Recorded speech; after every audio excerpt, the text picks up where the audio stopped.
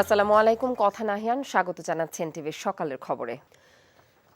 কোটা সংস্কার আন্দোলনে নাশকতাকারীদের গ্রেফতার করার আগ পর্যন্ত চিরুনি অভিযান অব্যাহত থাকবে বলে জানিয়েছেন স্বরাষ্ট্রমন্ত্রী আসাদুজ্জামান খান কামাল। আর শুক্রবার ও আগামীকাল শনিবার সকাল ৮টা থেকে বিকেল ৫টা পর্যন্ত রাজধানীর সহ ৪ জেলায় কারফিউ শিথিল থাকবেন। তিনি জানান, সংঘাতের দিনগুলোতে আহতদের দ্রুত সুস্থতা ও নিহতদের স্মরণে আজ সারা দেশে মসজিদে দোয়া এবং রোববার গির্জায় প্রার্থনার আয়োজন করা হবে। বৃহস্পতিবার রাতে সরকারি বাসভবনে বৈঠক শেষে ব্রিফিংয়ে এসব কথা জানিয়েছেন তিনি। বিস্তারিত জানাচ্ছেন আবির আহমেদ।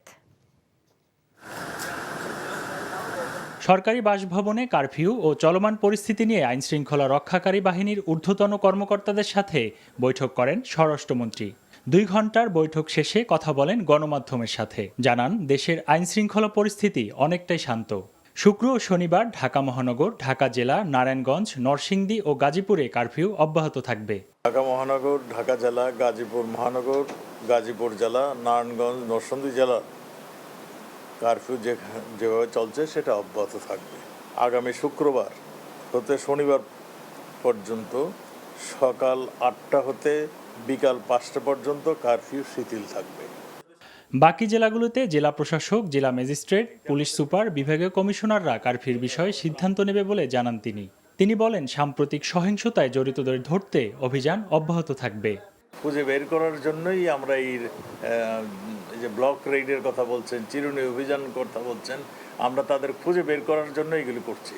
আমরা চাই যে এই মানুষটি আসলেই দোষী তাকেই বের করার জন্য, সেই জন্যই আমাদের এই চিরুনি অভিযান চলছে এবং এটা যতদিন পর্যন্ত আমরা সবাইকে ধরতে না পারবো ততদিন পর্যন্ত এই অভিযান চলবে।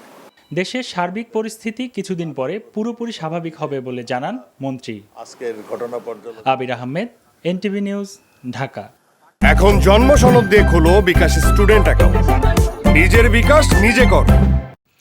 বিএনপি মহাসচিব মির্জা ফখরুল ইসলাম আলমগীর অভিযোগ করেছেন, শিক্ষার্থীদের যুক্তিসঙ্গত আন্দোলনকে ঘিরে দেশব্যাপী বিএনপি সহ বিরোধী দলের নেতাকর্মীদের এখনও নির্বিচারে গ্রেফতার করা হচ্ছে। বৃহস্পতিবার বিবৃতিতে মির্জা ফখরুল অভিযোগ করেন, ব্রিটিশ ও পাকিস্তান আমল এবং স্বৈরাচারা এরশাদের আমলেও এমন নির্বিচার হত্যাকাণ্ড হয়নি। বিএনপির জাতীয় নির্বাহী কমিটির স্বাস্থ্য বিষয়ক সম্পাদক ডক্টর রফিকুল ইসলাম, নির্বাহী কমিটির সদস্য তারিকুল ইসলাম এবং দলের ভাইস চেয়ারম্যান বরকতুল্লাহ বুলুর ছেলে সানিয়াতকে গ্রেফতার করায় উদ্বেগ জানান তিনি। বাংলাদেশ জাতীয় পার্টি বিজেপির চেয়ারম্যান এবং সাবেক সংসদ সদস্য ব্যারিস্টার আন্দালিব রহমান পার্থকে আইন শৃঙ্খলা বাহিনী বাসা থেকে তুলে নিয়ে গেছে বলেও উল্লেখ করা হয় বিবৃতিতে। বিএনপি সহ বিরোধী দলের নেতাকর্মীদের বিরুদ্ধে দায়ের করা মামলা প্রত্যাহার এবং অবিলম্বে তাদের নিঃশর্ত মুক্তির আহ্বানও জানিয়েছেন মির্জা ফখরুল। আওয়ামী লীগ সাধারণ সম্পাদক ওবায়দুল কাদের বলেছেন, পরিস্থিতি আরও খারাপ হতে পারে, ঘাপটি মেরে বসে আছেন নাশকতাকারীরা। আর চোরাগোপ্তা হামলার মধ্য দিয়ে মানুষের রক্তের ওপর দাঁড়িয়ে ক্ষমতায় যেতে চায় বিএনপি। বৃহস্পতিবার রাজধানী তেজগাঁওয়ে ঢাকা জেলা আওয়ামী লীগ কার্যালয়ে যৌথ সভায় তিনি এসব কথা বলেন। আরও জানাচ্ছেন নকসিমুল হাসান। চলমান পরিস্থিতিতে প্রয়োজনীয় দিক নির্দেশনা দিতে ঢাকা মহানগর উত্তরের 4টি নির্বাচনী এলাকায় দলের নেতাদের সাথে সভা করেন আওয়ামী লীগ সাধারণ সম্পাদক ওবায়দুল কাদের। বক্তব্যের শুরুতেই কোটা আন্দোলনকে কেন্দ্র করে নিহতদের প্রতি শোক প্রকাশ করে তিনি বলেন, হত্যাকাণ্ডের সুষ্ঠু বিচারে কাজ শুরু করেছে বিচার বিভাগীয় তদন্ত কমিটি। একই সঙ্গে তিনি অভিযোগ করেন, কোটা আন্দোলনের উপর ভর করে হত্যা এবং সহিংসতা চালিয়েছে বিএনপি জামাত। এই আন্দোলনের কুশীলব তারেকের নেতৃত্বে বিএনপি জামাতের দোসররা কিছুদিন আগে ঢাকা মহানগর সহ বিভিন্ন জায়গায় বিএনপির কমিটিতে রদ বদল হয়েছে। তারা নতুন নেতৃত্বে চিহ্নিত সন্ত্রাসীদের পদায়ন করেছে। এই হামলা পরিচালনার জন্য তাদেরকে পরিকল্পিতভাবে নিয়োগ করা হয়েছে। দেশের এই সংকটে নেতাকর্মীদের ঐক্যবদ্ধভাবে প্রতিরোধ গড়ে তোলার আহ্বান জানান ওবায়দুল কাদের। গুজব এবং অপপ্রচারের ব্যাপারেও সতর্ক থাকার নির্দেশনা দেন তিনি। তারা ঘাপটি মেরে বসে আছে, আরো খারাপ পরিস্থিতি সৃষ্টি করতে পারে, দেশে ধ্বংসযজ্ঞ সৃষ্টি করে এর ভেতর তারা এই অশান্তি রক্তের উপর দাঁড়িয়ে ক্ষমতা দখল করতে তারা চায়। দেশের এই পরিস্থিতিতে সমাজের অসহায় খেটে খাওয়া মানুষের পাশে দাঁড়াতে দলের নেতাকর্মী এবং সমাজের বিত্তবানদের প্রতি আহ্বান জানান আওয়ামী লীগ সাধারণ সম্পাদক। Muksimul Ahsan, NTV news, Dhaka. এখন জন্ম সনদ দিয়ে খোলো বিকাশ স্টুডেন্ট অ্যাকাউন্ট। নিজের বিকাশ নিজে কর। বাংলাদেশের সাম্প্রতিক সহিংসতার সব ঘটনা স্বচ্ছ বিশ্বাসযোগ্যভাবে তদন্ত করা উচিত বলে মন্তব্য করেছেন জাতিসংঘ মহাসচিবের মুখপাত্র স্টেফেন দুজারিক। মানুষের শান্তিপূর্ণ বিক্ষোভ করার অধিকার আছে বলেও উল্লেখ করেন তিনি। অন্যদিকে সরকারের কাছে নিহতদের তালিকা চেয়েছে জাতিসংঘ মানবাধিকার কমিশন।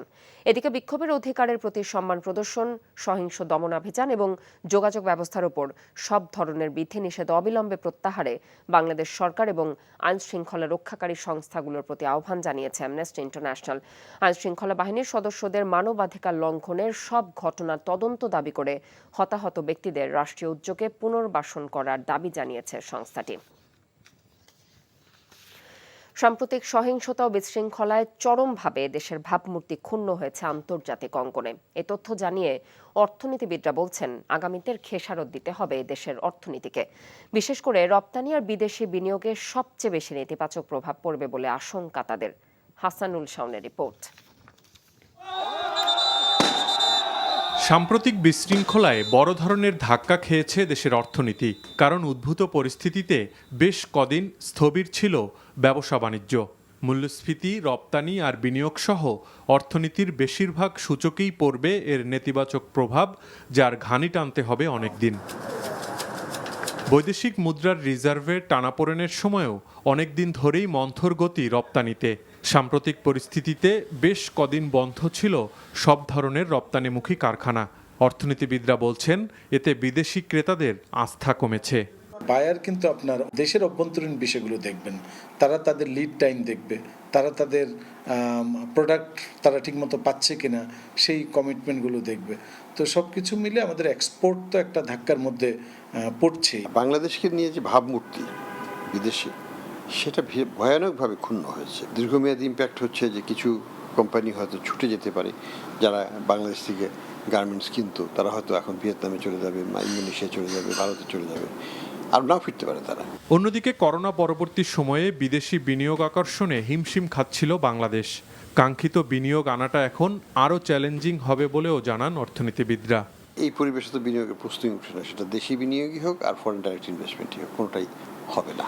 বিনিয়োগ যারা হয়তো চিন্তা করতো বাংলাদেশকে নিয়ে, তারা হয়তো সেটা অল্টারনেটিভ ডেস্টিনেশনে তারা চলে যাচ্ছে, সেটা তার ফিরবে না।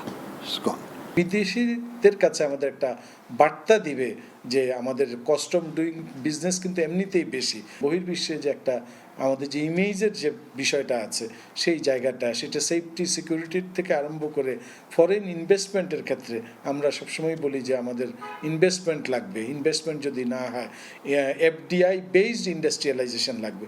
তো সেই জায়গাগুলো কিন্তু আমাদের জন্য একটা চ্যালেঞ্জের মুখোমুখি হলো। বিদেশি বিনিয়োগ বাড়াতে সামনের দিনে আইন শৃঙ্খলা পরিস্থিতি স্বাভাবিক রাখার তাগিদ অর্থনীতিবিদদের।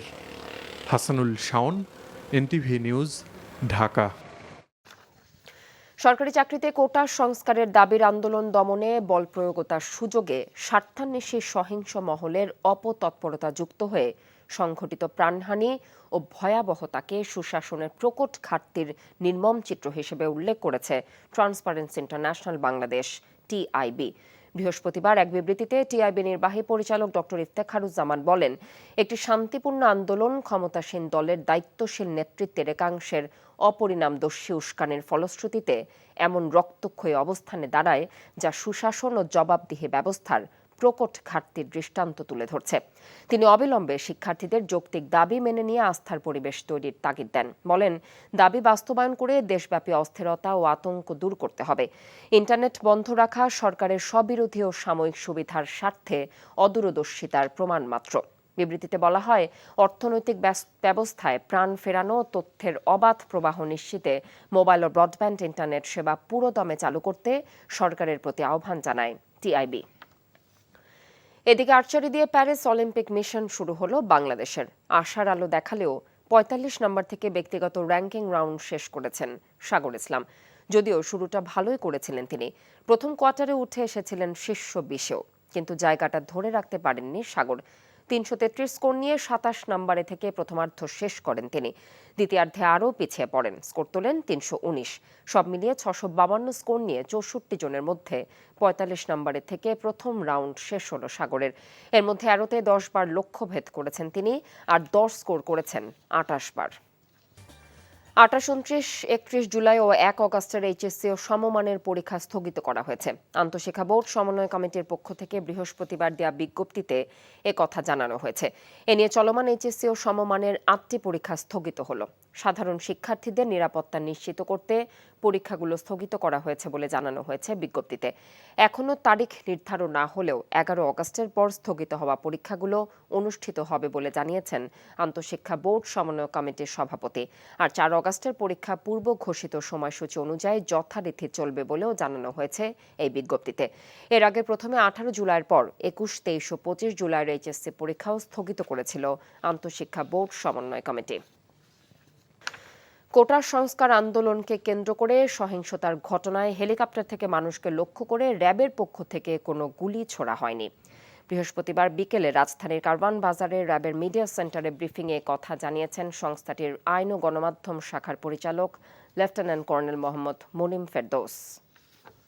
আমরা র্যাব এলিট ফোর্স হিসাবে আমাদের হেলিকপ্টার টহলের মাধ্যমে নন লিথেল ওয়েপন ব্যবহারের মাধ্যমে, যেখানে আমরা স্পেসিফিকভাবে বলতে চাই এটা নিয়ে বিভিন্ন ধরনের প্রোপাগান্ডা বিভিন্ন সামাজিক যোগাযোগ মাধ্যমে ছড়ানো হচ্ছে, সেখানে আমরা টিয়ার শেল এবং সাউন্ড গ্রেনেডের মাধ্যমে আমরা কিন্তু ছত্রভঙ্গ করে আমরা সাধারণ মানুষের জানমালের ক্ষয়ক্ষতি যে একদিকে যেভাবে মিনিমাইজ করতে পেরেছি, কমাতে পেরেছি, তেমনিভাবে সাধারণ বাচ্চাদেরকে যেখানে মানব ঢাল হিসেবে ব্যবহার করার চেষ্টা করা হয়েছিল সেই ক্ষয়ক্ষতিও আমরা কমিয়ে আনতে পেরেছি। ভুয়া মুক্তিযোদ্ধা কোটায় চাকরি পেয়ে প্রায় 1,32,00,000 টাকা আত্মসাতের অভিযোগে হাউস বিল্ডিং ফাইন্যান্স কর্পোরেশনের বরিশাল অফিসের ডিজিএম এম জামিল আহমেদের বিরুদ্ধে মামলা করেছে দুদক। দুদকের উপ সহকারী পরিচালক মোহাম্মদ আশিকুর রহমান বৃহস্পতিবার খুলনায় দুদকের সমন্বিত জেলা কার্যালয়ে মামলাটি করেন। জামিল আহমেদের বাড়ি খুলনা নগরীর নির্জন আবাসিক এলাকায়। দুদক জানায় তার বাবা মৃত আকমান উদ্দিন মিনা মুক্তিযোদ্ধা নন। এরপরও বাবাকে মুক্তিযোদ্ধা দেখিয়ে মুক্তিযোদ্ধা সংসদ থেকে সনদ নেন। পরে মুক্তিযোদ্ধা কোটায় হাউস বিল্ডিং কর্পোরেশনে চাকরি পান। গত বছরের ডিসেম্বর পর্যন্ত বেতন ভাতা বাবদ 1,31,76,734 টাকা উত্তোলন করে আত্মসাৎ করেন। এই ছিল সকালের খবরে। এই খবরের ভিডিও সহ আপডেট জানতে ভিজিট করুন এনটিভি অনলাইন www.ntvbd.com। এছাড়াও এনটিভি জনপ্রিয় সব অনুষ্ঠান ও খবরের আপডেট জানতে ভিজিট করুন আমাদের ইউটিউব এবং ভেরিফাইড ফেসবুক পেজ।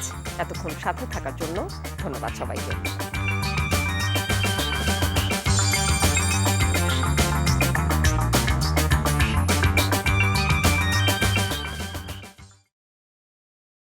এখন জন্ম সনদ দিয়ে খোলো বিকাশ স্টুডেন্ট অ্যাকাউন্ট। নিজের বিকাশ নিজে কর।